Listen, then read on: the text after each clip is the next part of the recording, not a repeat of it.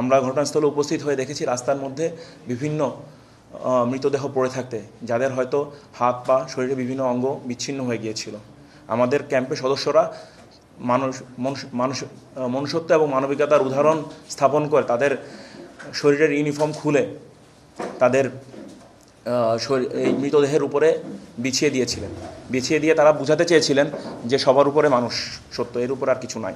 দুর্ঘটনা শুরুটা হয় একটা বিকট শব্দের মাধ্যমে, যখন আমরা আমাদের ক্যাম্পে উপস্থিত ছিলাম এবং আমাদের যে ক্যাম্পে আমরা এখন বর্তমানে অবস্থান করছি, এই ক্যাম্পের নিচে আমাদের সকল সদস্য এই ক্যাম্পের তারা দৈনন্দিন কার্যক্রমে ব্যস্ত ছিলেন। তো তখন আমরা প্রথম জানতে পারি যে একটা বিমান ভূপাতিত হচ্ছে, ক্র্যাশ করেছে মাইলস্টোনের ক্যাম্পাসের ভিতরে, এবং তৎক্ষণাৎ আমরা আমাদের ক্যাম্পের সকল সদস্য, আমি সহ মাইলস্টোন যে স্কুলের ক্যাম্পাসে আমরা উপস্থিত হই। এই ক্যাম্প থেকে ক্যাম্পাসের দূরত্ব 100 থেকে 150 মিটারের মতো, যার কারণে আমাদের উপস্থিত হতে খুব বেশি সময় প্রয়োজন হয়নি। তো আমরা উপস্থিত হওয়ার পরে সেখানে একটা হৃদয় বিদারক পরিস্থিতির সম্মুখীন হই। আমরা দেখতে পাই ছোট ছোট কোমলমতি শিশুরা, যাদের শরীরে যত স্কুলে ইউনিফর্ম ছিল পুড়ে গিয়েছে, তাদের শরীরে যে চামড়া সম্পূর্ণভাবে পুড়ে গেছে অথবা আংশিকভাবে পুড়ে গেছে, যেটা একজন মানুষ হিসাবে, একজন পিতা হিসাবে মেনে নেওয়া অত্যন্ত কঠিন ছিল।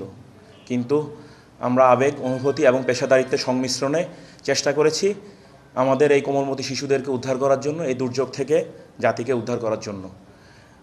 এই দায়িত্ব পালনকালে আমরা মূলত 3টা বিষয়কে প্রাধান্য দিয়েছিলাম। প্রথমত, যে সকল আহত বা নিহত শিশু এবং শিক্ষক শিক্ষিকা বা অভিভাবক ছিলেন তাদেরকে উদ্ধার করা, এটা ছিল আমাদের প্রথম অগ্রাধিকার।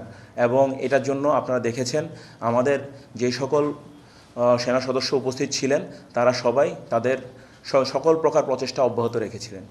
এছাড়া যেই অগ্নি দুর্ঘটনাটা ঘটেছে, ক্র্যাশ সাইটে যেই আগুনটা ছড়িয়ে পড়েছিল, সেটাকে নির্বাপন করা ছিল আমাদের দ্বিতীয় অগ্রাধিকার। আমরা এই কাজটাতেও আমাদের সেনা সদস্যদেরকে প্রাথমিকভাবে সম্পৃক্ত করি।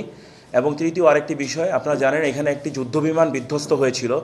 যে যুদ্ধবিমানটির ভিতরে বিভিন্ন রকম দাহ্য তেল ছিল, যেটা থেকে বিমানের জ্বালানি ছিল, যেটা থেকে আরেকটি বিস্ফোরণ অথবা অগ্নিকাণ্ড ঘটার সম্ভাবনা ছিল, যার কারণে আমরা দুর্ঘটনাস্থল থেকে উৎসুক অভিভাবক বা যারা এখানকার স্কুলের ছাত্রছাত্রী বা অন্যান্য মানুষজন ছিলেন তাদেরকে দূরে রাখার জন্য চেষ্টা করেছি, যাতে এই আগুনটি ছড়িয়ে পড়ে আর কোনো ব্যক্তি, আর কোনো প্রাণ আমরা হারিয়ে না ফেলি।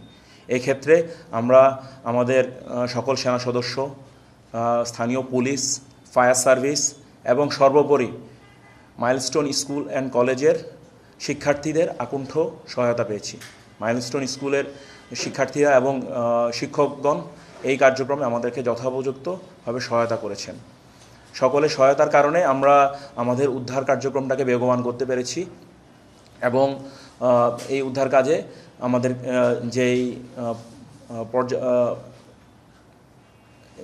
যেই পরিস্থিতিটাকে আমরা মোকাবেলা করার চেষ্টা করেছিলাম, যেভাবে আমরা আমাদের দৃঢ় বিশ্বাস আমরা অনেকাংশে সেটা সফল হয়েছি।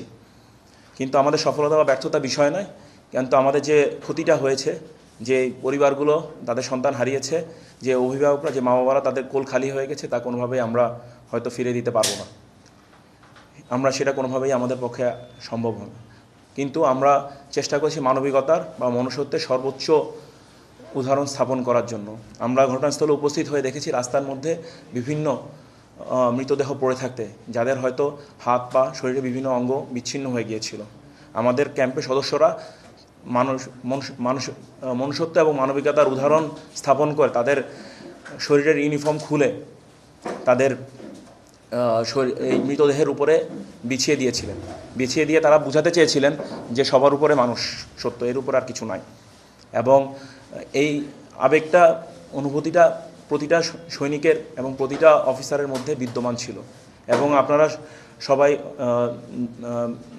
জেনে থাকবেন, এই উদ্ধার কার্যক্রম সম্পাদন করতে আমাদের বেশ কিছু সেনা সদস্য অসুস্থ হয়ে পড়েন এবং তারা বর্তমানে সিএমএইচ ঢাকাতে চিকিৎসাধীন রয়েছেন। এবং এই পুরো কার্যক্রমটা পরিচালনা করার সময় আমরা ফায়ার সার্ভিস, বাংলাদেশ বিমান বাহিনী, বাংলাদেশ পুলিশের সহায়তা গ্রহণ করি এবং পুরো উদ্ধার কার্যক্রমটা 21 জুলাই সন্ধ্যা নাগাদ শেষ হয়।